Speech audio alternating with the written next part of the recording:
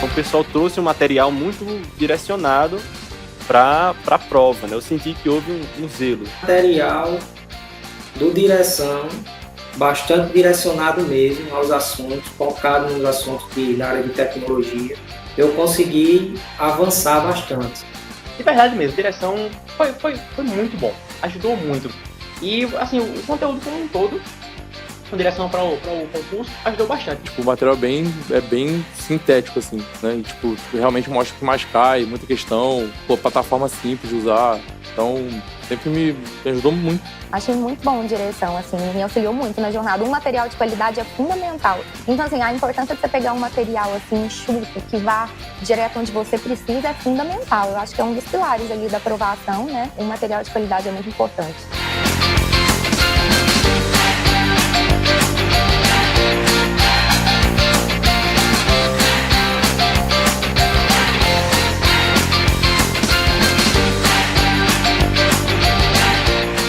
É um ambiente para buscar aprovação e com certeza o direção de cursos, o material, os professores, a forma como a aula é dada é com certeza o que mais aproxima dessa possível aprovação. Um ponto muito positivo de vocês, que vocês conseguiram inovar numa plataforma nova de PDFs. Se eu não tivesse adquirido esse material, não tivesse seguido, né, todas essas dicas do direção, talvez eu não tivesse conseguido ser classificada, não.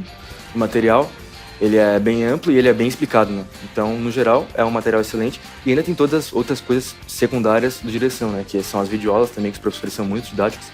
Além disso, os professores são muito acessíveis também. Sempre que eu precisava tirar uma dúvida, eu conseguia rapidamente descobrir o que eu estava querendo saber.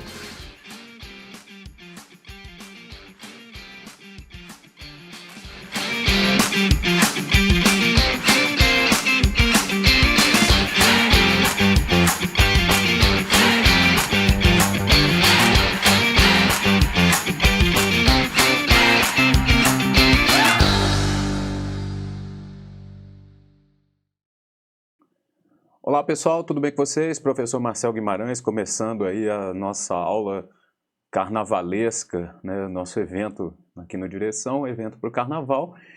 E a intenção aqui é a gente falar das leis mais importantes para concursos e, obviamente, na minha matéria, que é Administração Financeira e Orçamentária, eu tinha algumas opções, falar um pouco da Constituição, falar da Lei 4.320, mas eu resolvi falar daquela lei que eu acredito que seja a mais importante para fins de concurso, que é a Lei de Responsabilidade Fiscal, né? A LRF, sem sombra de dúvidas, né, a lei mais cobrada aí na nossa disciplina para fins de concursos públicos.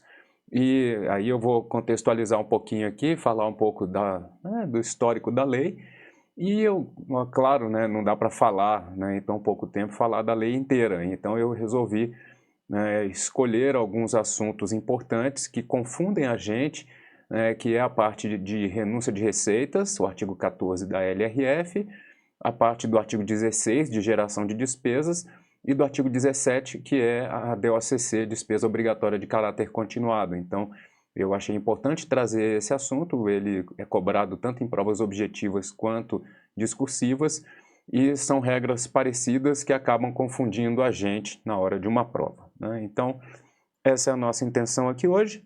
Sem perder tempo, vamos lá, né, para a gente falar da LRF, né, na temática aí de leis mais importantes para fins de concursos públicos. Então, aqui, a primeira parte, eu vou só falar um pouquinho do histórico da lei. A gente tem um histórico das marcos importantes aí das finanças públicas no Brasil. Então a gente vem desde a criação do Tesouro Nacional em 86, claro que legalmente tem a Lei 4.320, que é de 64, né? Mas vem aí desde da década de 80 alguns marcos importantes, o CIAF, o Sistema de Integração né, e administração financeira, que é usado pelo governo federal, a unificação dos recursos do Tesouro na conta única em 88, e aí a década de 90 marcada, né, numa primeira parte aí por um cenário hiperinflacionário, em que estados e municípios se endividavam bastante. Então a gente tem em 93 um plano de ajuste fiscal com refinanciamento da dívida de estados e municípios com a União. Então começa aí nessa parte, né, nessa época, uma série de medidas isoladas, né, que depois seriam condensadas na Lei de Responsabilidade Fiscal. Em 94 a gente tem a criação do Plano Real, né, a estabilização da nossa moeda, importante também, né, porque aí você deixou de ter o tal do imposto inflacionário. Em 95 tem a Lei Camata 1, que estabeleceu alguns limites de despesa com o pessoal, então havia essa preocupação, né?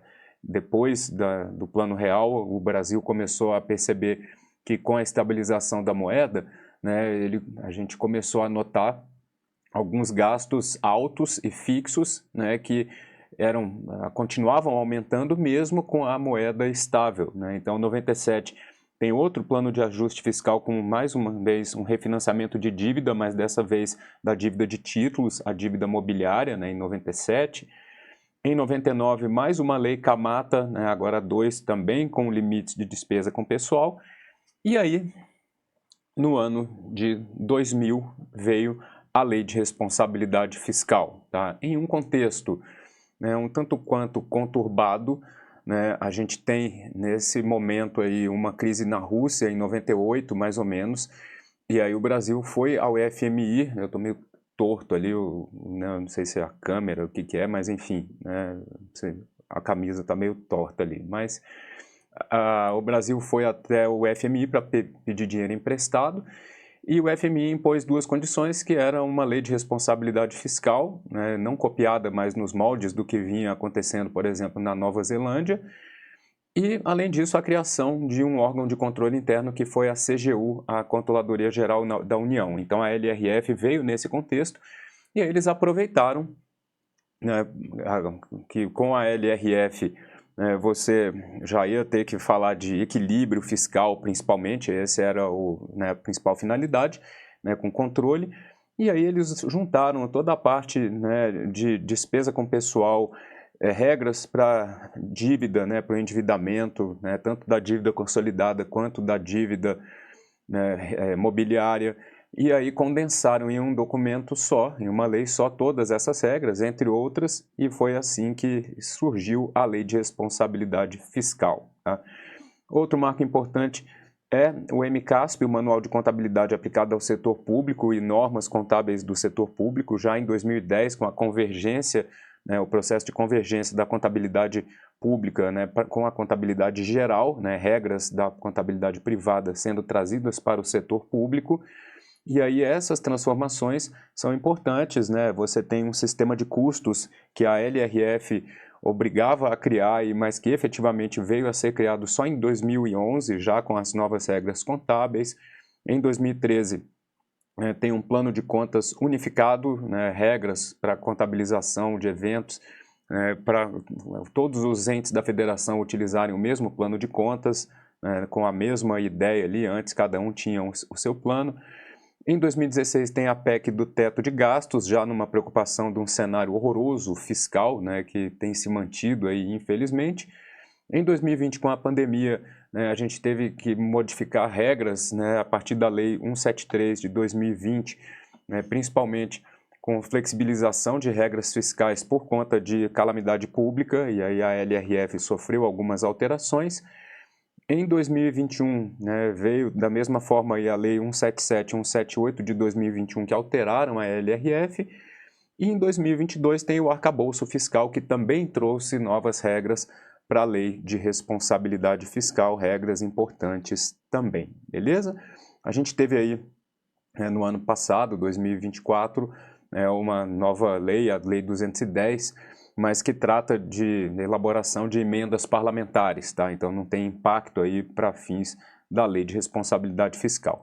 Importante ressaltar que a LRF não é a nova Lei de Finanças Públicas, aquela da Constituição, né? Aquela que não existe até hoje, e por conta disso a Lei 4.320 é que faz esse papel, né, de estabelecer normas gerais de direito financeiro para todos os entes da federação.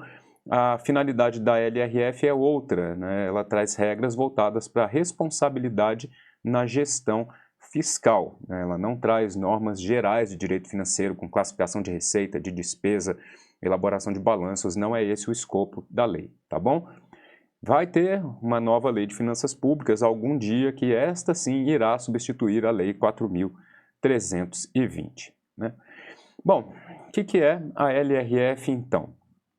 Ela é um conjunto de regras, né, que valem para a União, Estados, DF e municípios, né? O Distrito Federal se enquadra como um Estado para a Lei de Responsabilidade Fiscal, e a intenção é que esses entes administrem com prudência suas receitas e despesas e evitem desequilíbrios orçamentários e o endividamento excessivo, né? Esse é o objetivo da LRF, não quer dizer que desde então todo mundo tem administrado com prudência a receita e despesa, que não tenha, né, que a gente não tenha desequilíbrio orçamentário, pelo contrário, né, o governo cada vez mais tem gastado mais do que arrecada, e endividamento excessivo, existem limites que têm que ser cumpridos, né, só a União que ainda não tem esses limites. Um ponto importante, isso não vai cair, já caiu em prova uma vez, tá, numa discursiva, mas é só para vocês saberem, né, que Estados Unidos, Nova Zelândia e a Comunidade Econômica Europeia foram precursores no controle das contas públicas, junto com o FMI. Lembra que eu falei que o FMI exigiu que o Brasil tivesse uma LRF, uma Lei de Responsabilidade Fiscal, principalmente para cuidar do controle? Então, o FMI elaborou diretrizes para a racionalização das contas públicas dos países membros e isso serviu de referência para a elaboração da LRF. Mas, ao contrário do que muita gente diz, a LRF não foi copiada de nenhum desses países, tá? Ela só adotou bases, né, princípios para que a gente tivesse aí, né, o controle, evidentemente com regras adaptadas ao Brasil, tá bom? Bom, a atividade financeira do Estado, né, para que o governo serve, né? Então, assim, qual que é, em termos financeiros, a principal atribuição do governo? É gastar dinheiro, né? Para quê? Para prestar serviços públicos de qualidade, né? Que nem nos outros países, né? Que nem o Brasil é uma grande referência nisso. Mas, enfim, a finalidade é gastar. Só que para gastar, você tem que obter o recurso. Então, para que você faça uma despesa, você tem que ter receitas. Então, você vai obter recursos, você tem que fazer uma gestão planejada desses recursos, né? Para que você obtenha apenas o recurso suficiente para o gasto daquele ano em determinado período, em determinado exercício financeiro, em determinado mandato de um governante, enfim. E aí você tem instrumentos de planejamento, que são o PPA, a LDO e a LOA, que vão cuidar dessa gestão. De vez em quando, as receitas não serão suficientes para cobrir os gastos, e aí o governo precisa criar, né, opções, criar dinheiro, vamos dizer assim. E não vai ser imprimindo dinheiro que ele vai fazer isso, vai ser pedindo empréstimos ou emitindo títulos. Então é essa a criação aí, né? Então, em termos de atividade financeira, você tem a gestão, né, por conta de um orçamento público, de instrumentos de planejamento, para que você arrecade receitas suficientes para cobrir os seus gastos e, se for o caso, você faça operações de crédito para dar conta, né, daquela necessidade de financiamento do setor público ali, para que você possa dar conta das suas despesas.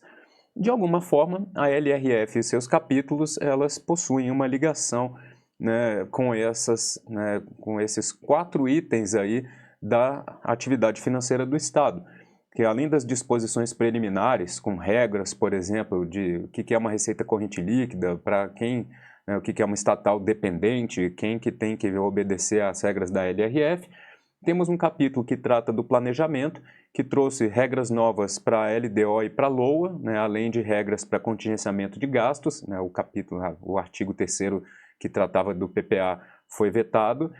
Regras para despesa pública, observa que são 3 capítulos que tratam de despesas públicas, um capítulo mais detalhado ali, né, de despesa que vai do artigo 14, né, da Receita. Tem um capítulo para a Receita que trata, né, de estimativa de receita e renúncia de receitas, que é um assunto que a gente vai falar hoje. 3 capítulos para despesas, geração de despesas, DOCC, limites para gastos de pessoal, além de despesas com Seguridade Social, o capítulo 4 até o artigo 24, do 15 ao 24. Um capítulo das transferências voluntárias, que é o 25, o governo entregando, um ente da federação entregando dinheiro para o outro. Destinação de recursos públicos para o setor privado, também regras ali no artigo 26 ao 28.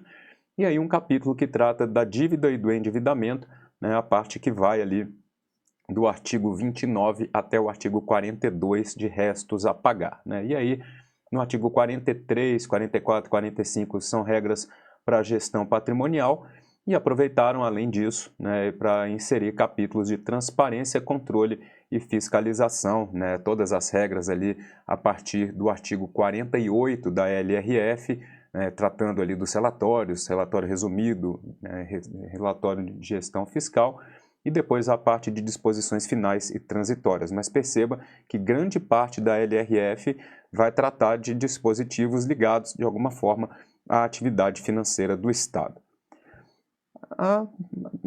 Importante, antes da gente falar da parte de renúncia de receitas, só para a gente saber, a LRF, no seu artigo 1º, parágrafo 1º, determina que a responsabilidade na gestão fiscal, ele vai tratar do escopo da lei, pressupõe ação planejada e transparente em que se previnem riscos e corrigem desvios capazes de afetar o equilíbrio das contas públicas, mediante cumprimento de metas de resultados entre receitas e despesas e obediência a limites e condições no que tange à renúncia de receitas, um assunto que a gente vai ver hoje, geração de despesas com pessoal, além da parte, evidentemente, de geração de despesas, que a gente também vai estudar na aula de hoje, Seguridade Social e outras, dívida consolidada imobiliária, operações de crédito, inclusive por antecipação de receita, concessão de garantia e inscrição em restos a pagar. Então, essa parte aí trata, evidentemente, logo no início da lei, de um resumo daquilo que a lei vai estabelecer e regulamentar, beleza? Pessoal, vou só quebrar o nosso capítulo aqui para a gente trazer, começar a falar de renúncia de receitas, beleza? Daqui a pouquinho a gente volta.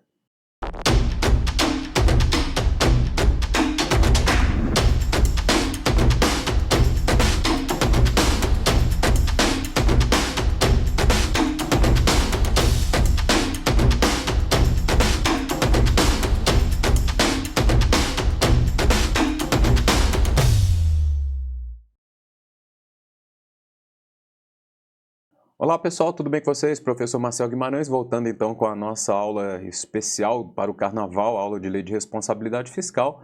Vamos tratar agora de renúncias de receitas, um assunto muito cobrado em provas de concurso. Está aí na sua tela a partir de agora. Lembrando que no Carnaval você está estudando, então você está renunciando a alguns benefícios agora, renunciando a algumas vontades que você tem agora de estar bebendo, por exemplo, ou então estar com seus amigos em algum bloco de carnaval, mas você está estudando para que futuramente você possa realizar despesas com carnaval, bebida, por exemplo, ótimas despesas aí. Bom, o que acontece com a parte de renúncia de receitas? O que é isso? É o governo abrir mão de uma determinada receita. Então, em termos de responsabilidade na gestão fiscal, a gente tem o seguinte: o governo, quando ele abre mão de uma receita, de alguma forma vai faltar dinheiro para gastar. Então, essa renúncia de receitas, você reduzir a sua arrecadação de algum imposto, por exemplo, evidentemente, isso vai fazer com que você ou precise tirar dinheiro de algum outro lugar ou que você deixe de gastar. Então, é por isso que a LRF trata a renúncia de receita como se fosse uma despesa. Então, vocês vão ver que as regras e condições impostas para que o governo abra mão de uma receita, elas são muito parecidas com as regras para a geração de despesas. Então, isso é denominado de gasto tributário, tax expenditure, um inglês maravilhoso aqui, na doutrina norte-americana. Então, para fins da LRF, o que é considerado como renúncia de receitas? Anistia que é o perdão de multas. Então lembra que multa aqui, na ótica do governo, é uma receita. Uma multa de trânsito, você vai pagar a multa, o governo vai arrecadar. Há uma empresa que foi multada porque fez alguma cagada lá no contrato.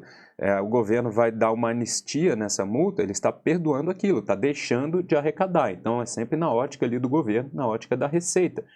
A mesma coisa para remissão, que é o perdão de dívidas. Alguém está devendo dinheiro para o governo, e aí esse governo está perdoando essa dívida. Então o governo ia receber, não vai mais, por isso que também é uma renúncia de receitas.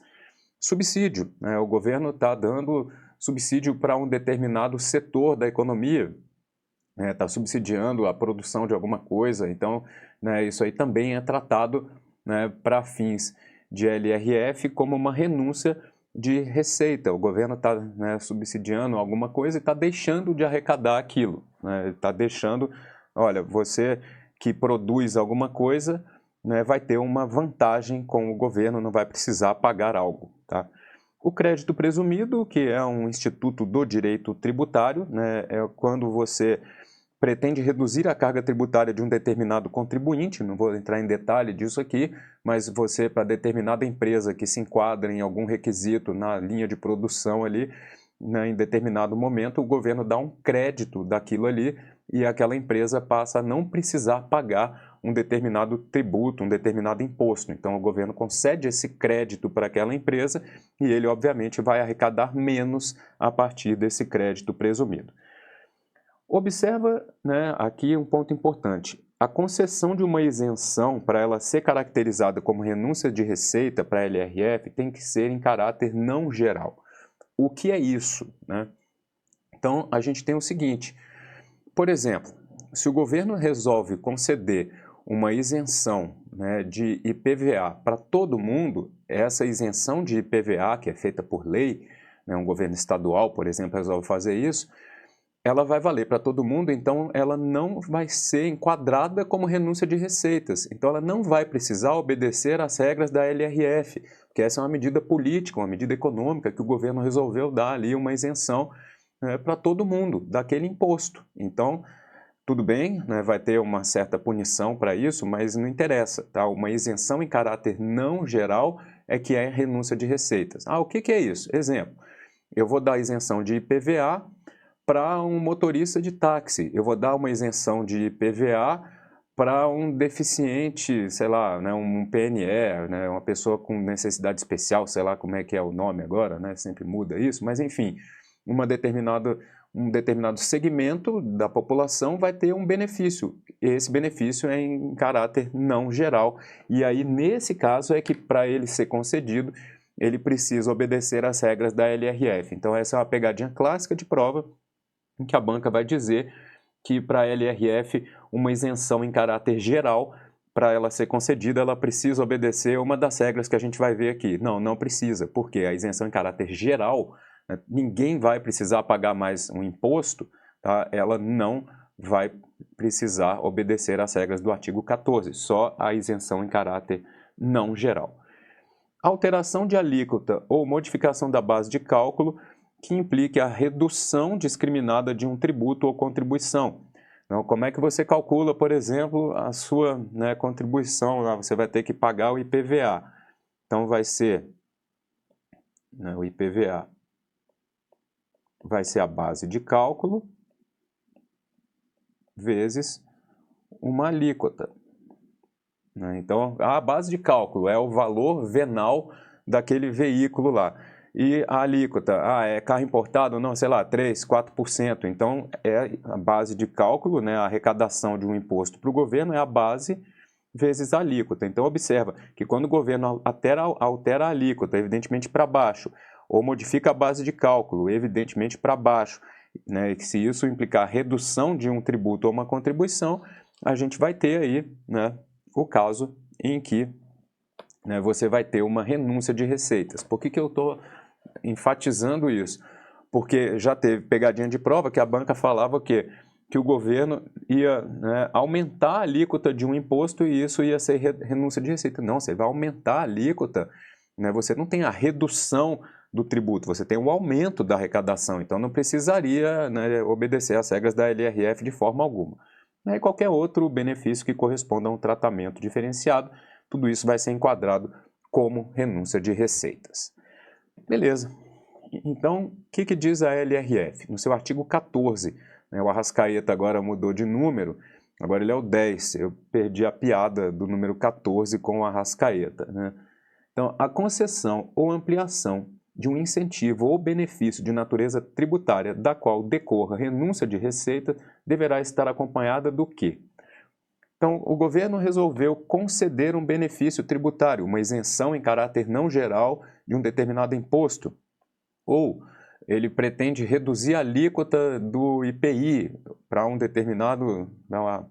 determinada cadeia de produção, para um determinado produtor, ou o governo resolveu dar uma anistia numa multa, abriu mão daquilo. Tudo isso é uma concessão de benefício e vai decorrer daí a renúncia de receitas. O que a LRF determina? A lógica da lei é o quê? É ter responsabilidade na gestão fiscal. Então, eu não posso toda hora, eu, governo, estar reduzindo a minha arrecadação. Então, para que eu conceda esses benefícios, eu preciso, primeiro, estimar o impacto orçamentário financeiro no exercício em que aquela medida vai entrar em vigor e nos dois seguintes. Olha, então é o seguinte, eu estou concedendo aqui uma isenção em caráter não geral, que vai reduzir a minha arrecadação desse imposto em 100 no primeiro ano, 150 no segundo e 200 no terceiro, exemplo. Então eu preciso estimar esse impacto orçamentário e financeiro no ano em que aquela medida vai entrar em vigor e nos dois seguintes. Então não é no ano vigente, é no ano de vigência do benefício. Então, olha, eu estou planejando aqui uma concessão de um benefício, mas ele entra em vigor só daqui a 2 anos. Tá bom, mas para ele ser concedido eu preciso estimar o impacto naquele ano e nos 2 seguintes. Eu preciso atender ao disposto na Lei de Diretrizes Orçamentárias. Por que atender disposto na LDO? Uma das atribuições, né, um dos conteúdos da LDO é justamente o que? Dispor sobre alterações na legislação tributária. Então eu vou dar uma olhada lá na LDO e a LDO está trazendo ali alguma coisa que determina que o governo vai reduzir a alíquota de um determinado imposto. Observa que a LDO ela não tem esse poder, né, de reduzir alíquotas. É uma lei específica, mas ela tem que tratar, dispor sobre essas alterações na legislação tributária. Então eu tenho que, na concessão do meu benefício, né, atender o que tiver na LDO. Olha, a LDO está dizendo lá que eu vou reduzir uma alíquota, então para isso eu vou obedecer às regras de renúncia de receitas e automaticamente isso vai estar atendendo ao disposto na LDO, que também pode ter, né, a LDO costuma ter um capítulo específico para regras de renúncia de receitas. E agora vem a pegadinha da prova, né, que é o seguinte: atender a pelo menos uma das seguintes condições. E aí, presta atenção no seguinte, são 2 condições, A e B. Se é atender a pelo menos uma das 2 condições, seja elas quais forem, você não precisa obrigatoriamente atender as 2. Então, essa é a mensagem principal dessas regras da LRF para a renúncia de receitas, porque a banca vai dizer que é correto afirmar que uma exigência da LRF para a concessão de renúncias de receitas é a medida A, seja lá qual for. Aí, pô, é obrigatório fazer isso? Não, porque é pelo menos uma das 2 condições. Então, se eu eu posso abolir, né, eu posso, né, cagar para a condição A se a condição B estiver satisfeita e vice-versa. Então lembre-se deste momento sublime da aula, né? O professor falou um palavrão, né? Até que eu estou muito educado aqui para o meu padrão. Mas enfim, lembre-se disso, porque a partir do momento em que você tem que obedecer a 2 condições, a pelo menos uma de 2 condições, né, que são 2 aqui, não é obrigatório obedecer as 2. Então, quando a banca fala, o governo deve fazer isso, não, ele não deve, ele pode fazer isso, porque as condições, né, eu tenho que obedecer uma ou outra. Eu posso obedecer as 2? Pode, mas a regra é uma das 2. A primeira condição, demonstração pelo proponente de que a renúncia foi considerada na estimativa de receita da lei orçamentária, na forma do artigo 12, e de que não afetará as metas de resultados fiscais previstas no anexo de metas fiscais da LDO. Então, o que eu tenho que dizer? Eu tenho que mostrar o seguinte, daqui a pouco eu vou fazer um desenho disso, mas eu tenho que mostrar o seguinte: na lei orçamentária anual, primeiro eu faço a previsão das receitas. Então, se a minha previsão de receitas era 100, mas com a renúncia de receitas eu estou abrindo mão de uma parte dessas receitas, vai ficar 90, então eu tenho que fazer a minha lei orçamentária com 90 e não com 100. É isso que está escrito aqui. Então, eu vou demonstrar que eu já calculei a estimativa de receitas levando em consideração um valor menor, porque eu já levei em conta a renúncia de receitas. É isso que ele está dizendo. Ou então, caso eu não queira fazer isso, eu posso obedecer a uma segunda condição, que é o que a gente chama de medida de compensação, que é mostrar o seguinte: eu vou acompanhar, né, a concessão do meu benefício, ela vem acompanhada do quê? De uma medida de compensação para o ano em que a renúncia vai entrar em vigor e para os 2 seguintes. Quer dizer o seguinte, que olha, lembra que eu ia arrecadar 100 desse imposto? Eu vou deixar de arrecadar 10, vou arrecadar 90. Então eu tenho que arrumar 10 de outro lugar para eu não mexer na minha previsão de receitas. Eu quero fazer dessa forma, porque eu quero manter, né, 100 de receita. Então eu vou tirar 10 desse imposto e vou aumentar em outro. É isso que ele está dizendo. Eu vou trazer medidas de compensação. Beleza? Regras da LRF do artigo 14. Né? Ela vai servir para todas aquelas renúncias de receitas. Mas o próprio artigo ele traz exceções, que é o seguinte: quando eu for reduzir a minha receita, mas essa redução se enquadrar em algum desses casos aqui, eu não preciso obedecer às regras da LRF. Tá? Quais são essas regras? São alterações de alíquotas por meio de decreto dos impostos regulatórios. Quais são os impostos regulatórios e por que eu não preciso obedecer às regras da LRF nesses casos? Tá? Antes da gente falar dos impostos, o que ele está dizendo? Que eu tenho, por exemplo, um imposto regulatório, né, que é, né, o imposto sobre importação. Por algum motivo eu preciso reduzir ou aumentar essas alíquotas rapidamente. Olha, meu país, a gente teve, sei lá, uma crise na produção de arroz. Lembra lá no Rio Grande do Sul, que falaram que ia ter uma crise, não sei o quê? Então, o governo precisa agir rápido. Ele vai o quê? Reduzir a alíquota de importação de arroz, por exemplo, para dar conta do abastecimento interno, né? Não vou entrar no mérito se precisava fazer isso ou não, eu só estou falando da medida política, né, da medida econômica aqui. Então é óbvio, gente, que eu vou reduzir a arrecadação daquele imposto, mas por que eu não posso, nesse caso, ter que impor uma série de condições da LRF? É por isso que são exceções, porque são impostos regulatórios. Então, no caso do II, imposto de importação, IE, imposto de exportação, do IPI e do IOF, como eles são impostos regulatórios, as regras da LRF não se aplicam à redução, né, das alíquotas desses impostos aqui, quando essa redução é feita por decreto. Simples assim. Então, o governo, aí vem a pegadinha de prova. Considere que o governo reduziu a alíquota do IPI em 10%.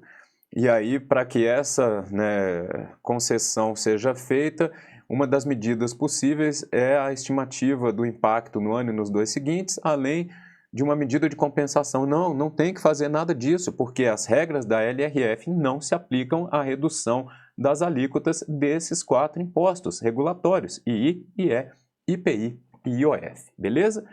Eu também não preciso obedecer às regras do artigo 14, as condições, quando eu cancelo um débito cujo montante seja inferior ao dos respectivos custos de cobrança.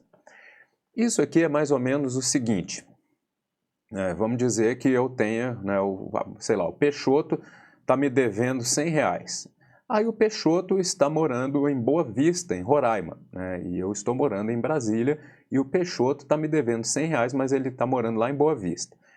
E aí o Peixoto me liga e fala o seguinte: rapaz, eu estou com R$100 aqui para te pagar, só que tem uma condição, você vai ter que vir aqui. Ele está em dinheiro, eu não tenho conta no banco, eu estou todo lascado aqui, você vai ter que vir buscar esse dinheiro. Aí o que você pensa? Pô, o meu custo para ir lá cobrar, para pegar esse dinheiro é muito alto.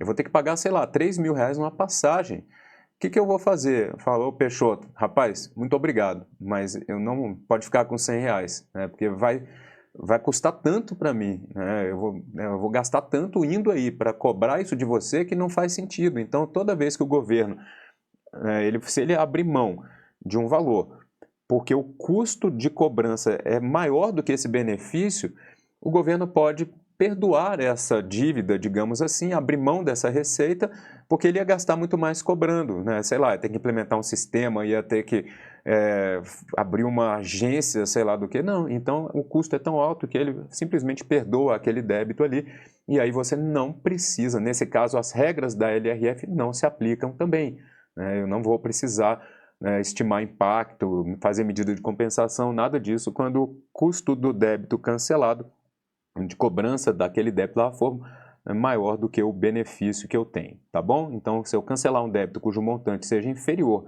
aos custos de cobrança, isso não vai precisar obedecer às regras da LRF, beleza? Então, resumindo, o que a gente tem de regras para renúncia de receita? O governo vai abrir mão de uma receita, ele precisa estimar o impacto orçamentário e financeiro no ano em que aquele benefício entra em vigor e nos 2 seguintes, beleza? Além disso, tem que atender ao disposto na LDO e atender a pelo menos uma das seguintes condições. Uma só, não são as duas. Tem que atender a pelo menos uma de 2 condições. Ou demonstrar que a renúncia foi considerada na estimativa de receita da Lei Orçamentária Anual e, portanto, isso não vai afetar, essa renúncia não vai afetar as metas de resultado fiscal lá do anexo de metas da LDO. Ou então, eu preciso mostrar as medidas de compensação para o ano e para os 2 seguintes. Quais são essas medidas de compensação? Tá? O governo precisa, ao abrir mão de uma receita, ele precisa aumentar outra. Então, observa que na medida de compensação eu estou reduzindo uma receita de um determinado imposto, mas eu preciso compensar isso de outra forma. Como?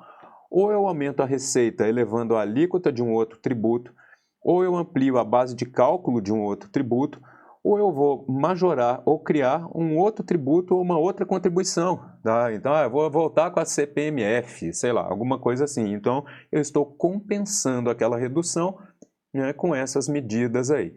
Observa que para fins de renúncia de receita, eu não aceito na lei como medida de compensação a redução de uma despesa. Vocês vão ver que isso é aceito no caso de geração de despesas. Então, essa é uma pegadinha clássica de prova. Então, para renúncia de receita, para o governo abrir mão de uma receita, se ele for definir medidas de compensação, eu preciso reduzir alguma coisa para inserir uma outra receita no lugar. O que, na prática, faz com que mais ou menos o seguinte: a carga tributária vai permanecer a mesma, porque se eu estou reduzindo uma alíquota de um imposto, mas tenho que aumentar no outro, a minha carga tributária vai permanecer a mesma. Tá?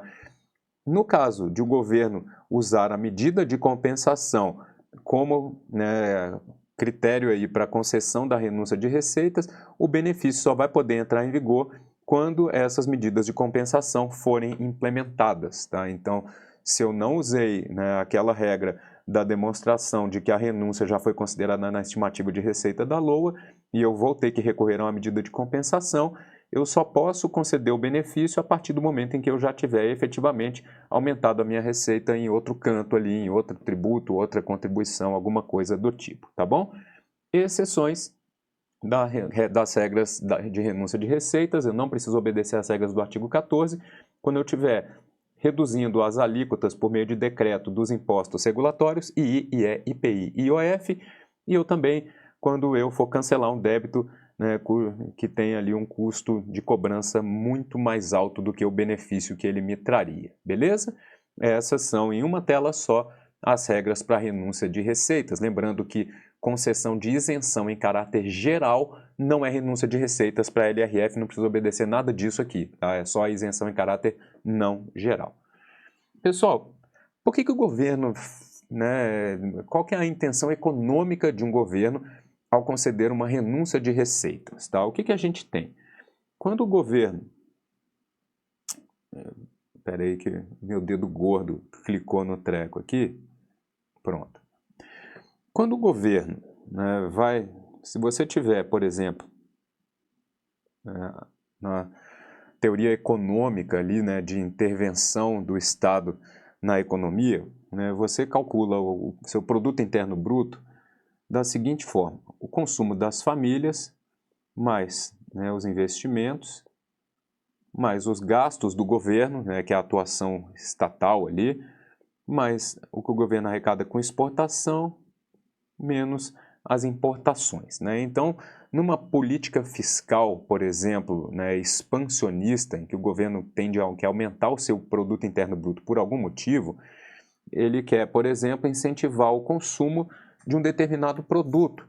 Né? Eu quero incentivar o consumo, né, nunca é de bebida alcoólica, esse eles tentam, né, não incentivar, né, não sei porquê, é um absurdo, mas eu quero incentivar o consumo de torresmo, né, vamos dizer. E aí, o governo vai, por exemplo, para isso, dar uma isenção, né, em caráter não geral para o consumo de torresmo. E aí, o que vai acontecer? As pessoas vão consumir mais torresmos, né? Então, é uma coisa meio que lógica, assim, né, na teoria econômica, de você, na parte, né, de intervenção ali, você vai querer que as pessoas consumam mais. Como que eu vou incentivar isso? Reduzindo, por exemplo, o meu imposto. Então, às vezes, né, o que o governo quer fazer? Ele vai dar isso vai, em termos, né, de política fiscal, para fins de lei orçamentária anual, se eu estou reduzindo o imposto, é uma renúncia de receitas, eu estou arrecadando menos. O governo passa a ter que gastar menos, mas ele pretende com isso, às vezes, né, aumentar o seu produto interno bruto. Ele está enxergando um reflexo econômico que só na parte orçamentária você não tem essa visão. Então, o que ele pode fazer? Por exemplo, tá? Eu tenho um imposto X e um imposto Y. Tá? Vamos dizer que o governo iria arrecadar 100 nos dois impostos e a lei orçamentária anual ia ficar aqui, né, com 200 de receita, então eu vou autorizar gastos de 200, tá bom? Então, o que a lei exige? Que eu estime o impacto, né? Então eu vou pegar esse imposto X. Olha, eu quero incentivar o consumo de alguma coisa, de torresmo. Então, esse imposto aqui, ele ia incidir sobre o torresmo. Esse outro imposto, ele ia incidir sobre carro, tá? Carro de luxo, por exemplo. E aí o que o governo vai fazer? Né? Olha, ele ia arrecadar 100 nesse aqui e ia arrecadar 100 nesse aqui. Eu quero fazer o seguinte, eu quero reduzir isso aqui para 90. Então, o que a lei exige? Que eu mostre o impacto no ano e nos dois seguintes. Então, meu impacto é 10 a menos nesse ano e 10 nos outros 2 anos também. Então, eu vou ter um impacto de 10, 10, 10, 30 nos 3 anos. Eu vou atender ao disposto na LDO. A LDO, de alguma forma, vai trazer essa renúncia de receita ali, né, regras, é uma diretriz do governo, né, por algum motivo, incentivar o programa, né, Meu Torresmo, Minha Vida, Torresmo para Todos. Então, a lei exige o seguinte, que eu mostre que a minha lei orçamentária anual já foi feita com 190. Então, portanto, isso não vai afetar minhas metas, que eu vou gastar 190. Lembra que a lei fala? É pelo menos uma de duas condições. Eu demonstro que a minha lei orçamentária, na LOA, a receita já foi estimada considerando a renúncia de receitas. Então, está tudo certo, é 190, 190, não vai ser 200. Mas, às vezes, o governo não quer fazer isso. O governo não quer reduzir a despesa lá do outro lado. Tá? Então, o que ele faz? Nesse outro caso, eu quero manter, tem que manter isso, né, os 200. E aí a lei exige o seguinte, que em vez de fazer, né, essa medida de compensação, aqui, mostrar ali que na LOA a previsão já foi feita com menos, eu vou compensar isso de que forma? Eu vou aumentar o outro imposto, eu vou aumentar a minha arrecadação no outro, que é a medida de compensação. Eu vou subir a minha alíquota que incide ali sobre o carro de luxo. Pessoal, em termos orçamentários, você continuou com 200, mas qual que é a lógica em termos econômicos? Tá? Você está incentivando, é claro que eu estou brincando aqui com o torresmo, tá? Mas só para você entender a lógica. Agora vamos botar aqui o pão. Tá?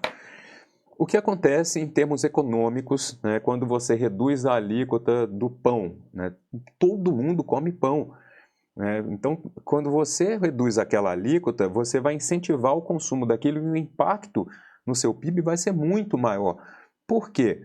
eu estou reduzindo a alíquota daquele imposto e muita gente vai querer consumir aquilo, né? Então, faz muita diferença, principalmente para as camadas mais pobres, você reduzir o imposto no pão francês, porque, né, no trigo, por exemplo, né, você dá um subsídio para aquilo, porque muita gente vai querer consumir aquele produto, é um impacto grande. Agora eu jogo mais 10 ali no imposto que incide sobre o carro de luxo.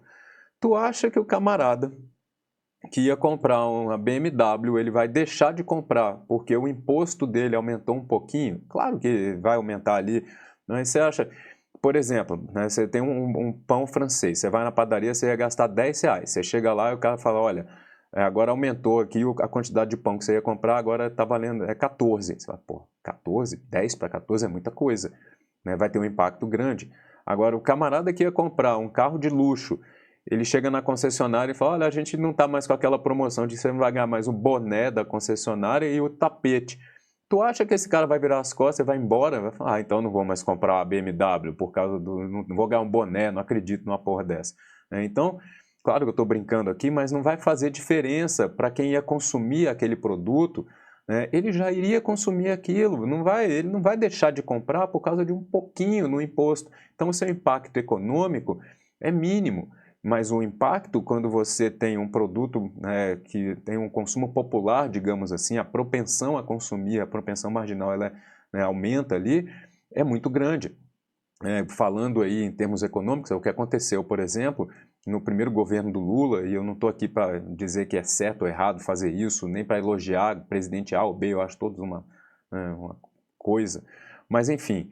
né, a minha intenção aqui é falar o quê? Qual foi o acerto, entre aspas, que talvez tenha sido, nem sei se foi pensado e planejado, do Bolsa Família.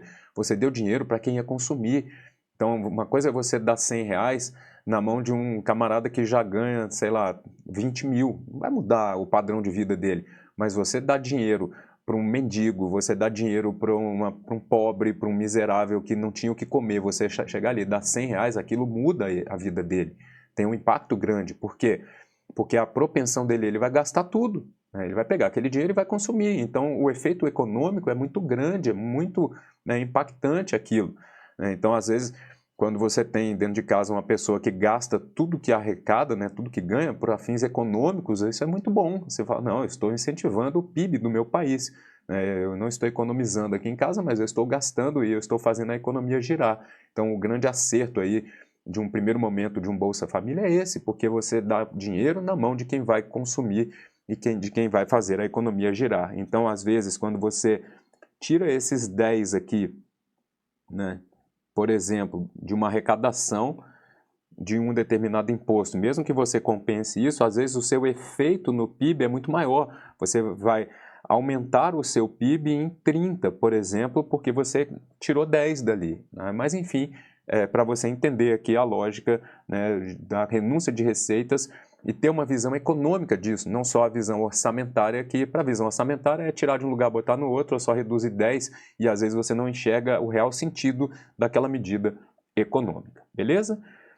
Questão de prova. Se o governo federal alterar alíquotas do imposto sobre produtos industrializados de modo a reduzir o montante global da receita tributária, não precisará promover as medidas compensatórias previstas para o caso de renúncias de receitas. Então, o governo alterou a alíquota do IPI.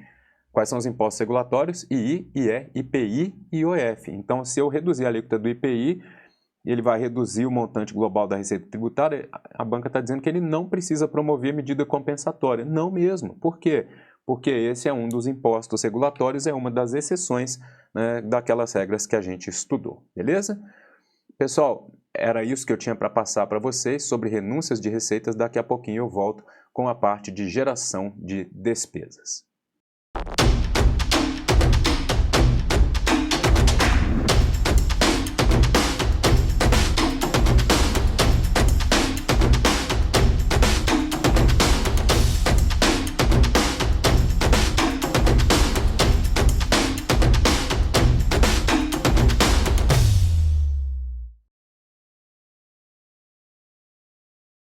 Fala moçada, tudo bem com vocês? Professor Marcel Guimarães, voltando então com a nossa aula carnavalesca. Agora a gente vai falar de geração de despesas. A gente já sabe as regras de renúncias de receitas, né? Quais são as renúncias, quais são as regras.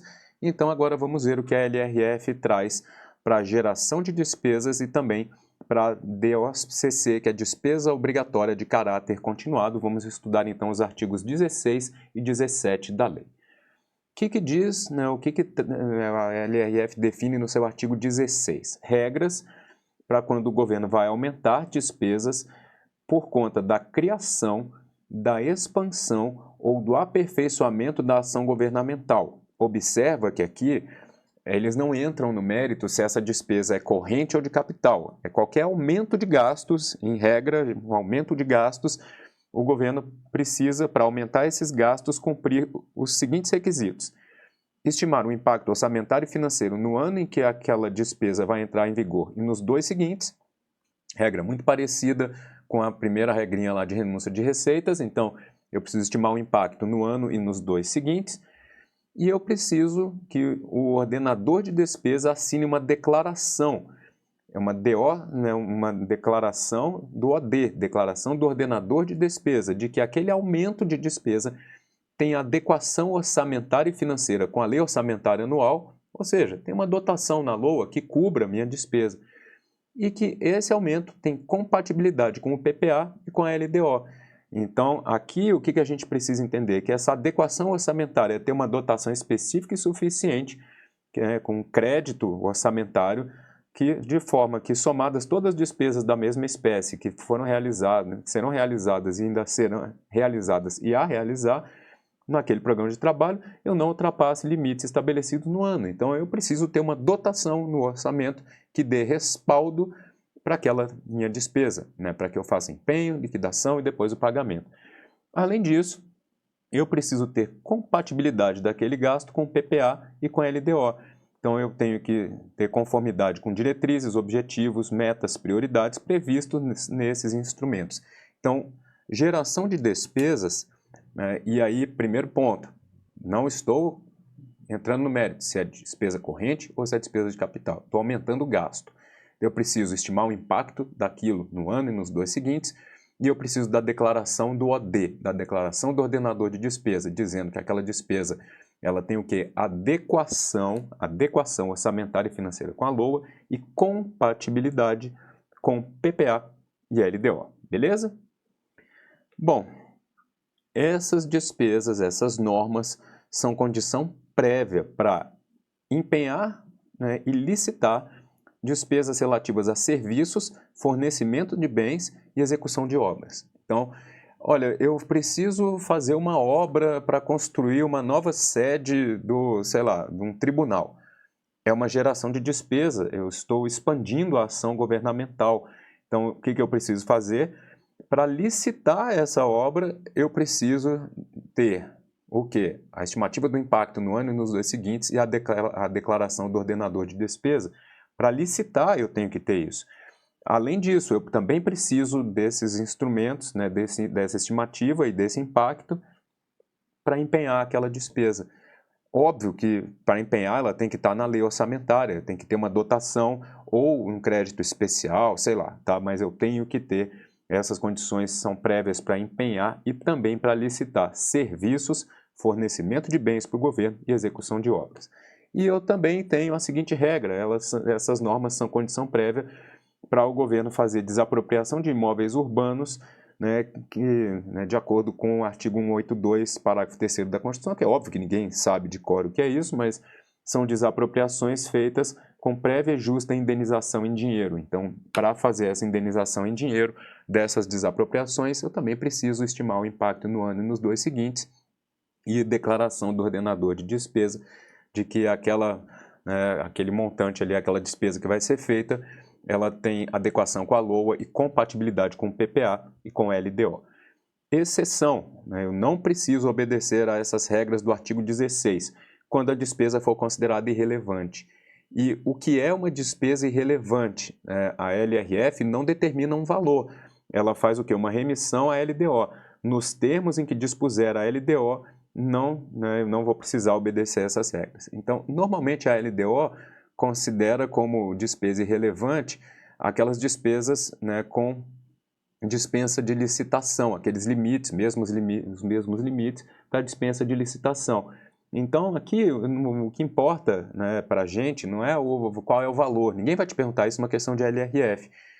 A banca vai dizer e falar, vai chegar lá e mostrar lá, para fins da LRF, né, você não precisa obedecer às regras de geração de despesas quando a despesa for menor que 10. Não, a LRF não define esse valor. Ela remete à LDO, nos termos em que dispuser a LDO. Então, se aquela despesa for irrelevante, né, e se enquadrar lá, né, no critério da LDO, você não precisa mostrar impacto no ano e nos 2 seguintes, nem de declaração do ordenador de despesa para realizar aquele gasto. Simples assim, beleza? Bom, resumindo, artigo 16. Despesas decorrentes da criação, expansão, aperfeiçoamento da ação governamental. Em regra, um aumento de despesa, seja ela corrente ou de capital. Para que isso entre em vigor, para que isso seja realizado, eu preciso estimar o impacto orçamentário e financeiro no ano em que entra em vigência a despesa e nos 2 seguintes. E eu preciso da declaração do ordenador de despesa, de que aquele aumento tem adequação orçamentária e financeira com a LOA e ele tem compatibilidade com o PPA e com a LDO. Essas regras são condição prévia para empenhar, né, despesas com serviço, fornecimento de bens e execução de obras e também para licitar esses itens, serviços, fornecimento de bens e execução de obras. E eu também preciso obedecer esses 2 requisitos, essas 2 regras, né, satisfazer esses requisitos, no caso de desapropriação de imóveis urbanos em que a indenização é feita em dinheiro, beleza? Exceção, essas regras não se aplicam quando a despesa é considerada irrelevante nos termos da LDO, ok? Pessoal, além da regra do artigo 16, que é para aumento de despesas em geral, a LRF trouxe, no artigo 17, regra específica para DOCC. O que é DOCC? É uma despesa obrigatória de caráter continuado. E aí o primeiro ponto importante é que a lei define que DOCC é uma despesa corrente, então não é de capital, é corrente, derivada de lei, medida provisória ou ato administrativo normativo que fixe para o ente da federação a obrigação legal de sua execução por um período superior a 2 exercícios financeiros. Então, primeiro ponto, a banca vai dizer que o governo está fazendo uma obra de uma escola e essa obra de escola, né, como diria Carla Pérez, né, e de escola, né, a obra da escola, ela vai durar 6 anos, então é uma DOCC, porque é mais que 2. Não, não é, porque a obra é despesa de capital, é investimento, não é despesa corrente. Então, fixe esse conteúdo, esse conceito, porque a banca vai tentar te pegar nesse ponto. Ela vai dizer que é uma obra, então é DOCC, vai durar 10 anos. Não, não é, não tem como ser, porque essa regra aqui de DOCC só vale para despesa corrente. Então, é um aumento de salário. O governo vai aumentar o salário por 1 ano só. Não, não é DOCC, porque tem que ser por 2 anos. É uma despesa corrente. Aumento de salário, benefício de previdência, né, uma despesa que vai aumentar com material de consumo, alguma coisa do tipo, uma despesa de serviço, que vai durar mais do que 2 anos, aí é DOCC. Aí tem que se enquadrar, né, se enquadrando nesse conceito, para essa despesa ser feita, essa DOCC, essa despesa corrente, que vai durar mais do que 2 anos, eu preciso obedecer aos requisitos do artigo 17 da lei. Então, é despesa corrente, jamais de capital. Período superior a 2 exercícios, a 24 meses, tá? Então, é DOCC. Quais são os requisitos que a lei define? Eu preciso, né, para aumentar, né, ou criar ou aumentar uma DOCC, uma despesa corrente que dura mais do que 2 anos, o ato de criação, né, ou de elevação, de aumento daquela DOCC deve ser instruído, de novo, com a mesma regra, com a estimativa do impacto orçamentário e financeiro no ano em que entra em vigor e nos 2 seguintes. Então, observa que aqui a DOCC vai durar 300 anos. A lei tem uma pequena falha aqui, porque eu só preciso estimar o impacto no ano e nos 2 seguintes, tá? Além disso, eu preciso demonstrar a origem dos recursos que irão custear aquela despesa obrigatória.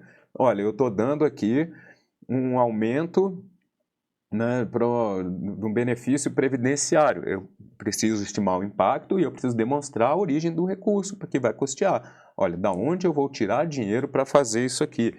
Então, eu preciso demonstrar a origem do meu recurso. Além disso, eu preciso comprovar que aquela despesa criada ou aumentada não vai afetar as metas de resultado fiscal previstas no anexo de metas fiscais. Olha, eu estou comprovando aqui que essa despesa, que mesmo com essa nova despesa ou com a prorrogação de uma despesa que eu já tinha criado antes, que mesmo assim a minha meta de resultado fiscal será cumprida. Eu preciso comprovar isso. E, além disso, eu preciso mostrar as medidas de compensação, compensar os efeitos financeiros nos períodos seguintes pelo aumento permanente da receita ou pela redução permanente da despesa. E aqui tem um ponto importante. Lembra que na renúncia de receitas, quando eu precisava fazer, implementar medidas de compensação, como eu estava reduzindo uma receita, eu só podia compensar aumentando outra receita. Aqui é diferente. Aqui, na DOCC, na despesa obrigatória de caráter continuado, a lei define dois tipos de medidas de compensação. Por quê? Eu não estou aumentando a minha despesa, então o que eu faço? Ou eu aumento também de forma permanente a minha receita, ou então eu faço uma redução permanente da minha despesa. Então eu preciso sim mostrar as medidas de compensação, mas esses efeitos são compensados ou pelo aumento de receita ou pela redução de despesa, e aí de forma permanente, porque é uma despesa obrigatória de caráter continuado, beleza? A DOCC só pode ser executada depois que as medidas 3 e 4 forem implementadas, então comprovar que não vai afetar a meta de resultado e implementar medidas de compensação, e isso deve integrar o instrumento que vai criar ou aumentar a DOCC, e eles consideram como aumento permanente da receita a mesma coisa lá da renúncia. Como é que eu vou aumentar de forma permanente a receita? Ou elevando a alíquota de um tributo, ou ampliando a base de cálculo de um determinado imposto ou tributo, majorando ou criando tributos ou contribuições. Eu não quero fazer isso, tá bom? Politicamente vai pegar mal, então eu vou reduzir de forma permanente uma despesa para compensar o efeito da criação dessa nova despesa corrente que vai ser de caráter continuado, beleza? O que mais que a gente tem? Exceção. Então, DOCC não é considerado DOCC ou não se aplicam regras. Aquelas regras, as 4 condições, não se aplicam às despesas destinadas ao serviço da dívida. Serviço da dívida, gente, é juros e amortização. Evidente que a amortização de dívida não é DOCC, porque é despesa de capital, mas são juros, tá?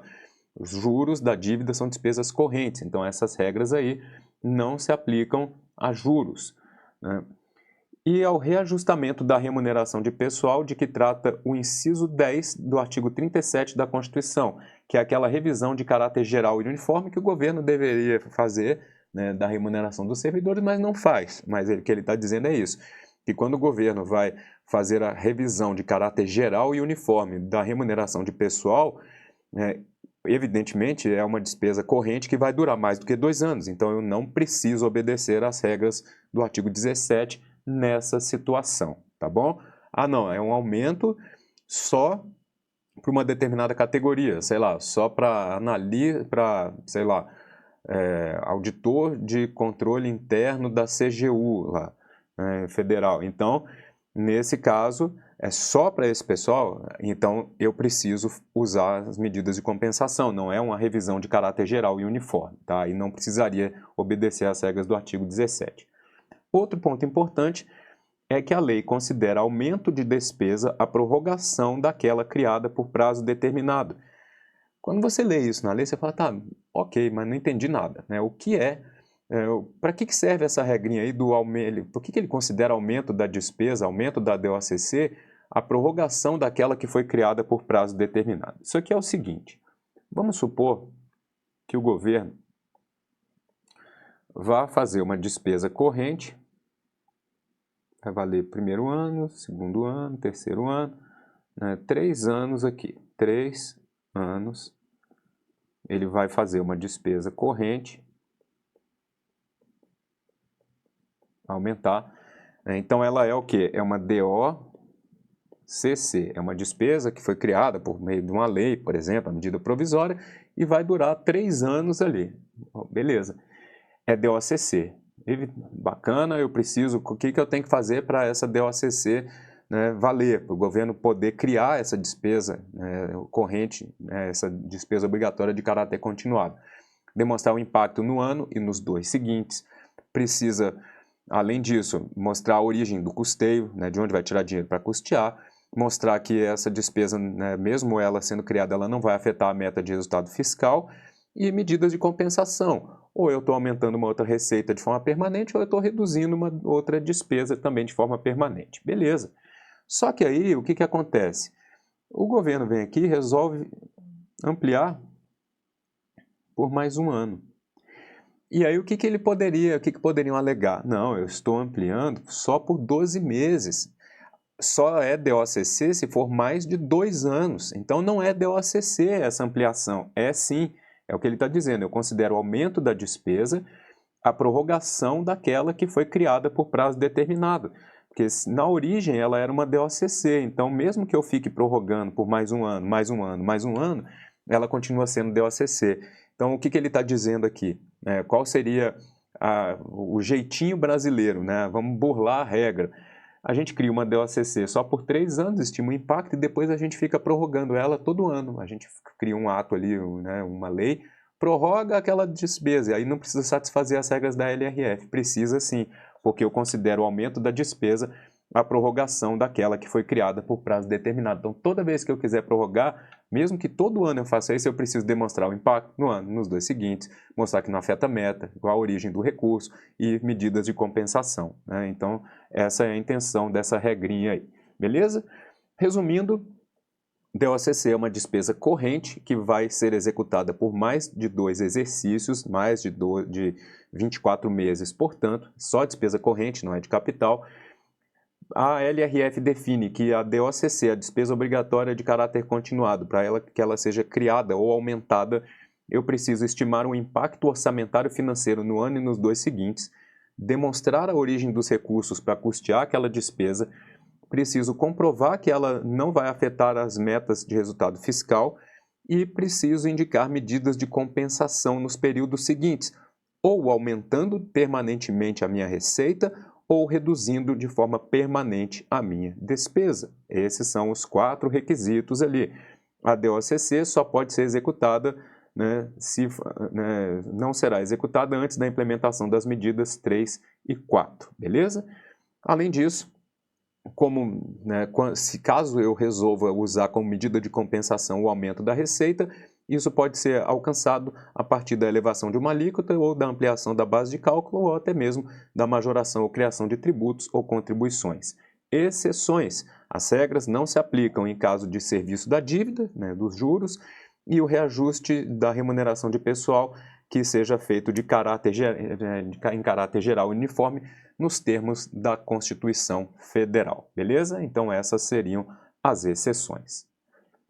A LRF considera no artigo 15 o seguinte, que são consideradas não autorizadas, irregulares e lesivas ao patrimônio público a geração de despesa ou a assunção de obrigação que não atendam ao disposto nos artigos 16 e 17 que a gente acabou de ver.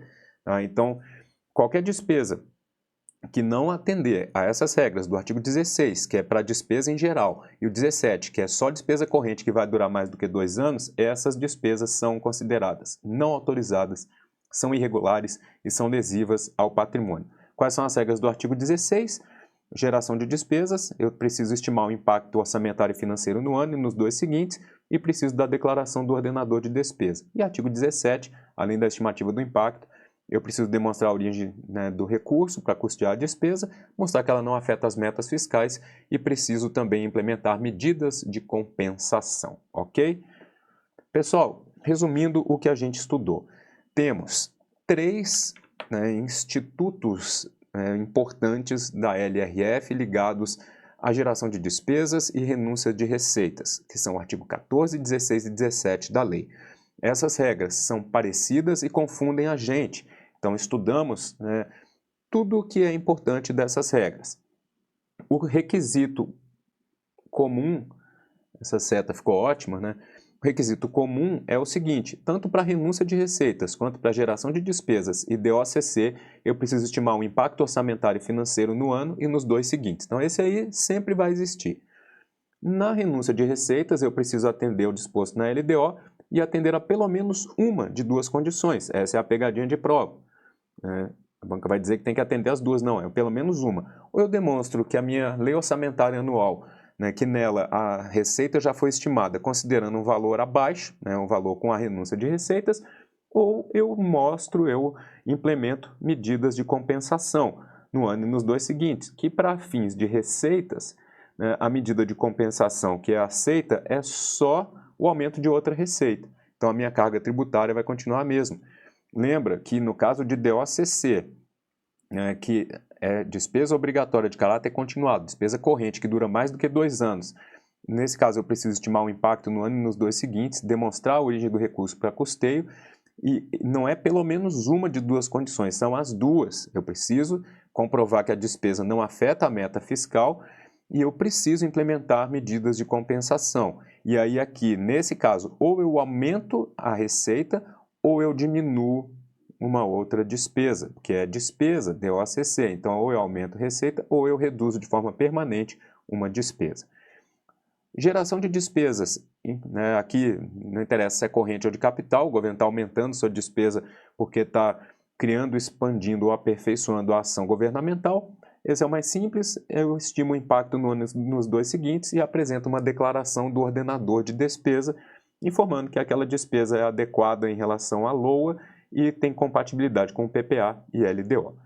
Exceções. Para renúncia de receita, as regras não se aplicam no caso de redução de alíquota dos impostos regulatórios, II, IE, IPI e IOF, nem no caso de eu estar perdoando um débito que tinha um custo de cobrança muito alto, né, que superava o valor que eu iria arrecadar. No artigo 16, eu não preciso obedecer aquelas regras ali se a despesa for considerada irrelevante nos termos da LDO.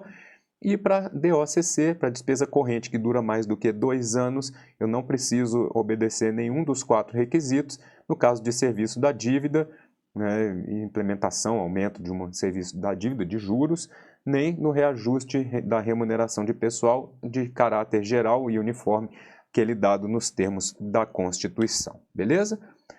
Eu já volto com vocês para a gente fazer algumas questões relacionadas aos assuntos que a gente acabou de estudar.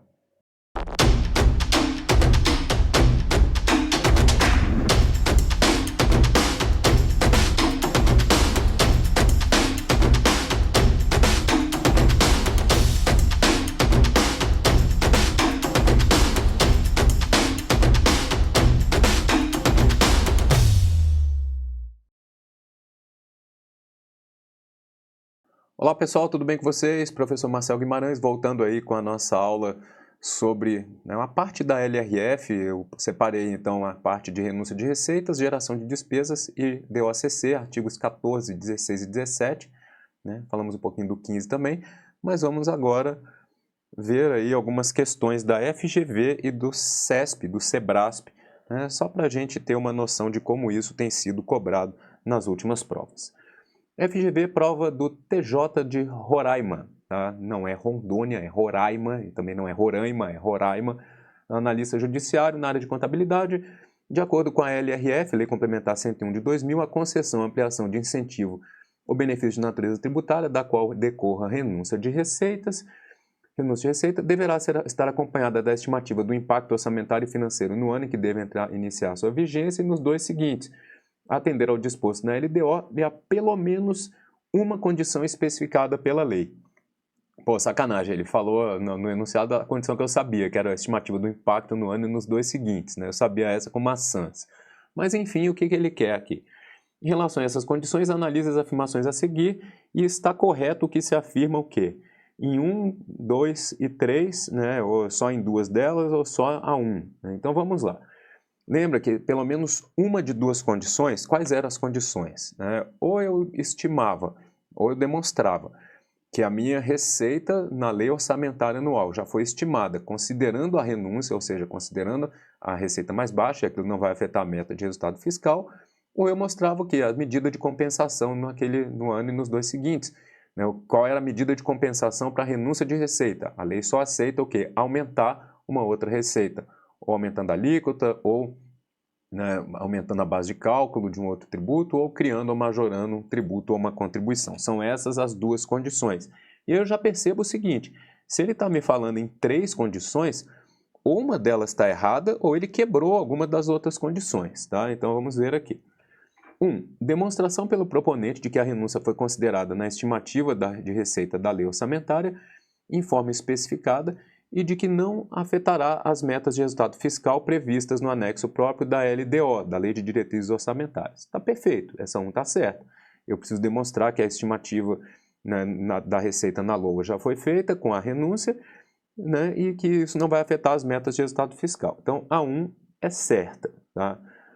A 1 é certa, eu já sei que essa aqui não é a minha resposta. Não, essa não é a minha resposta, estou bêbado já aqui, carnaval, né? Essa aí pode ser a minha resposta, só a D, né, que não tem a 1 ali. Tá? Então essa aqui já está fora. Estar acompanhada de medidas de compensação em período especificado por meio do aumento de receita proveniente da elevação de alíquotas, ampliação da base de cálculo, majoração ou criação de tributo ou contribuição. Realmente essa é uma das condições. Ele não está dizendo que tem que obedecer as 2, tá? Ele quer, em relação a essas condições, o que está certo ou não. Então, a medida de compensação, realmente ele não botou como medida de compensação a redução de despesa, isso estaria errado, tá? Mas o aumento de receita, ou eu elevo a alíquota, amplia a base de cálculo, majoração ou criação de tributo ou contribuição, a 2 está correta também, tá? Então aqui sim, já não é essa, e a 3, essa aqui não tem a 2, né? Então eu preciso agora, né, da 3 para saber se a minha resposta é letra B ou E. Não incluir alteração de alíquota ou modificação de base de cálculo que implique redução discriminada de tributos ou contribuições e outros benefícios que correspondam a tratamento diferenciado. Não, isso tem nada a ver. Tá? Isso não é... Quando ele fala atender a pelo menos uma de 2 condições, não existe essa condição de não incluir alteração de alíquota ou modificação de base de cálculo que implique redução discriminada de tributo. Pelo contrário, tá? Por quê? Porque a alteração de alíquota e modificação de base de cálculo, se reduzir o tributo, isso é renúncia de receitas, então não tem como. Ele misturou condição com um conceito, isso aqui está errado. Tá? E aí a 3 estando errada, a gente sobra com a letra B de bola, tá? Que é a nossa resposta, beleza? Próxima, Prefeitura de Abreu e Lima, tinha uma refinaria lá que tinha um problema numa obra com TCU, eu lembro quando eu trabalhava no TCU, nem sei se já resolveram, não deve ter resolvido não, tá? Técnica em controle interno. A LRF dispõe sobre as despesas obrigatórias de caráter continuado, DOCC. Com relação ao tema, analise as alternativas a seguir. Vamos lá, recapitulando. DOCC é a despesa corrente criada por lei, medida provisória ou um ato normativo que fixe uma obrigação para aquele ente da federação por um período superior a 2 anos. Então, a despesa corrente vai durar mais que 2 anos. E a gente tem ali os requisitos, né, que a lei traz. Quais eram os requisitos? Estimativa do impacto no ano e nos 2 seguintes, demonstrar a origem para custear aquela despesa, eu preciso comprovar que aquela despesa, né, que está sendo criada ou aumentada não vai afetar as metas de resultado fiscal lá do AMF da LDO, e eu preciso também indicar medidas de compensação, ou aumentando permanentemente uma receita ou reduzindo permanentemente uma despesa. Vamos lá. Analise as alternativas a seguir e está correto o quê? 1. É derivada de lei, medida provisória ou ato administrativo normativo que fixe para o ente a obrigação legal de sua execução por um período superior a 2 exercícios.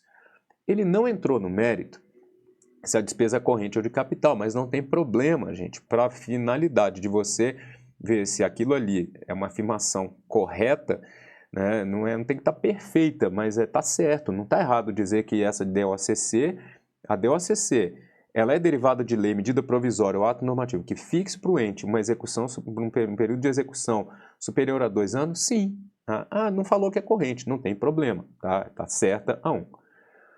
O ato que criar a despesa deve ser instruído com a estimativa do impacto orçamentário e financeiro no exercício em que deve entrar em vigor e nos 2 subsequentes. Perfeito. E demonstrar a origem dos recursos para o seu custeio. é só isso? Não, eu preciso, né, também tenho outras duas condições, mas o ato que cria tem que estimar o impacto orçamentário nos 2 seguintes e demonstrar a origem para o custeio. 1 e 2 estão certas, né, e aí não pode ser essa, nem essa, nem essa. Vamos ver se a 3 vai ajudar a gente. Vai ajudar não, ela tem que ajudar, ela que vai determinar se a nossa resposta é A ou B. 3. Não se considera aumento de despesa a prorrogação daquela criada por prazo determinado. Errado. Lembra que eu até mostrei? Eu considero sim o aumento, justamente para não burlar a regra, para não ficar prorrogando por 1 ano toda vez. Então, considera-se sim aumento de despesa a prorrogação daquela criada por prazo determinado. A 3 está errada e, portanto, a nossa resposta ficou sendo a letra A, tá? Que só a 1 e a 2 estão corretas, beleza? Próxima. Agora uma prova do Sebrasp, né, em relação às considerando a LRF, julgue os itens. É admitido ao ente público renunciar à arrecadação e, por conseguinte, ao recolhimento da receita pública, desde que a perda seja compensada, por exemplo, por meio de incremento de alíquotas tributárias ou da criação de novos tributos. Bom, é admitido ao ente renunciar a uma arrecadação, renúncia de receita, e, consequentemente, ao recolhimento daquela receita, desde que a perda seja compensada, por exemplo, por meio do incremento de uma alíquota tributária ou da criação de novos tributos. Pessoal, a banca deu isso aqui como certo, tá? Eu tenho sérias dificuldades de marcar certo no item desse aqui. Por quê? Porque não é pelo menos uma das duas condições, tá? Então, se é pelo menos uma das duas condições, a medida de compensação não é obrigatória. Então, ele fala que é admitido ao ente renunciar à receita desde que aquela perda, não é perca, né? Aquela perda seja compensada por meio do incremento de alíquota tributária ou da criação de novos tributos. Na minha opinião, essa questão está errada, tá? Porque não é desde que isso aconteça, porque se eu satisfizer todos os outros requisitos e demonstrar que aquela renúncia já foi considerada na estimativa da receita, eu não preciso mostrar a medida de compensação, tá? Então, eu acho que a banca falhou nessa questão. Tudo bem que ele está falando que é admitido, por exemplo, né? Você tem palavras soltas ali que eu poderia aceitar. Mas eu, sinceramente, teria marcado errado nessa questão e teria feito recurso, tá? Mas, enfim, né, nem sempre a gente vai concordar com o gabarito. Eu poderia trazer só questões que eu concordo aqui, ficar, né, desfilando. Olha que legal, aqui, desfilando meu bloco de carnaval de concordância com a banca. Mas eu acho que a gente tem que trabalhar, assim, com questões, mesmo quando a banca falha, para vocês perceberem que, às vezes, você vai conhecer o assunto e vai errar a questão porque sabe aquilo, né? E a banca, por algum motivo, falhou ali, tá? Então, essa é uma questão passível de recurso, na minha visão. Acho que esse gabarito aí não teve alteração, né? Mas, enfim, críticas, severas críticas aqui a quem fez a questão, tá? Ficou uma porcaria. Próxima.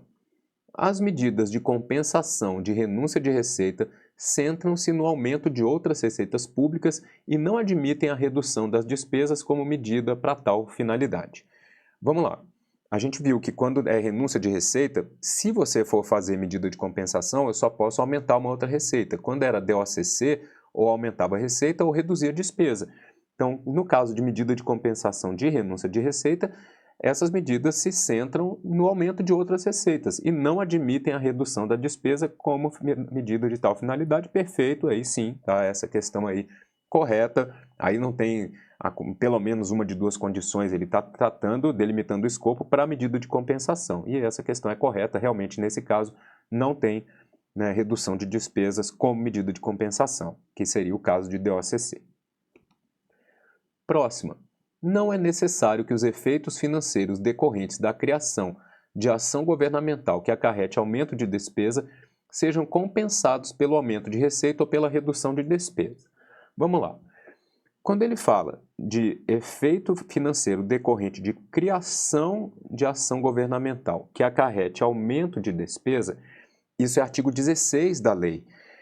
a medida de compensação, ela só é necessária ou aumentando receita ou reduzindo despesa quando é DOCC, quando é despesa corrente que dure mais do que 2 anos, tá? Aí você precisa, sim, de medida de compensação. Quando ele está falando de criação de ação governamental, e aí se você entendeu a lógica, você sabe que é uma outra regra, que é do artigo 16, que aí você só precisa o quê? Da estimativa do impacto e da declaração do OD, do ordenador de despesa. De fato, é verdade que não é necessário que os efeitos decorrentes dessa despesa sejam compensados, porque simplesmente não tem medida de compensação no caso do artigo 16 da LRF. Então, uma questão bem feita, uma questão inteligente, questão correta. Próxima. A declaração do ordenador de despesa, né, a declaração do OD, de que o aumento de gasto tem adequação orçamentária e financeira com a LOA e compatibilidade com a PPA e com a LDO, é condição prévia para a realização de licitação, mas não para a efetivação do empenho. Lembra das regras do artigo 16, de geração de despesa, né, a estimativa do impacto, e além disso, a declaração do OD, a declaração do ordenador de despesa, informando que aquele aumento é adequado em relação à LOA e compatível com PPA e LDO, esses pontos, essa declaração do ordenador de despesa era uma condição prévia para quê? Para realizar licitação e também para fazer o empenho. Então está errado aqui quando ele fala que essa não é uma condição para efetivar o empenho, né? Claro que faltou falar que era um empenho e licitação de despesa com serviço, fornecimento de bens e execução de obras, mas a questão é errada porque tinha sim que a declaração é condição prévia também para a realização do empenho da despesa, ok? À luz da LRF, julgue os itens. A renúncia, a última questão, para a gente acabar e ir para o carnaval, né? A renúncia de receita fiscal compreende benefício tributário concedido em caráter genérico e que não implique tratamento diferenciado de contribuintes. Lembra que eu comentei que para a LRF, ela considera como renúncia de receita o quê? Anistia, remissão, redução de alíquota ou base de cálculo que implique redução de um tributo, né? E além disso tinha o caso da isenção. Para ser, né, enquadrado como renúncia de receitas e ter que obedecer aos requisitos do artigo 14, a isenção tinha que ser em caráter o quê? Não geral. Então, quando ele fala que a renúncia de receita fiscal para a LRF, tá, compreende um benefício tributário concedido em caráter genérico, não. Tem que ser o quê? Uma isenção em caráter não geral. Tá? Concessão de isenção em caráter não geral é que se enquadra como renúncia de receitas. Beleza? Pessoal, era isso que eu tinha para passar para vocês, tá? Espero que vocês tenham gostado da aula. Repetindo, tá? A LRF é uma lei importante, como não tinha como falar tudo da lei, eu escolhi alguns pontos importantes dela que costumam confundir a gente na hora de uma prova, tanto discursiva quanto objetiva, e que, além disso, são pontos que são bastante explorados por todas as bancas nos concursos públicos e costumam estar em editais, né, principalmente para concursos da área de controle e também da área fiscal, porque essa parte de renúncia de receitas, né, sempre é uma parte da LRF importante para um concurso, por exemplo, né, de auditor fiscal de receita, né, tributária municipal, estadual ou até mesmo federal, tá bom? Muito obrigado pela atenção, bons estudos no Carnaval e até a próxima.